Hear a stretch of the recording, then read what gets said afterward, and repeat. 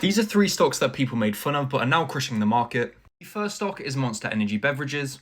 Monster Energy currently has a market cap of $60 billion, and between 2013 and 2023, their revenue grew 350%, all while operating at a 35 to 40% profit margin. And in order to have this exponential growth, they didn't take on any external debt, and they currently have zero debt on the balance sheet. They have a retail presence in over 160 companies and over 700,000 stores. What all started as a small juice making company has now made themselves into one of the most profitable companies within the energy drink sector. It's actually turned out to be one of the best performing stocks in the US market of all time, returning over 100,000% since its IPO all the way back in 1995.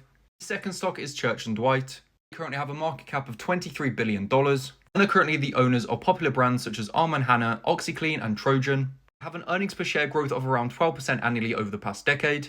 Have consistently had a return on capital of around 15%, and this is a core consumer staple company, so they're very resilient to things such as recessions. Even though they just make baking soda, they've quietly grown their revenues over the past 25 years while also increasing their dividends. During the 2008 financial crisis, their market share actually grew, which just shows how resilient this company really is.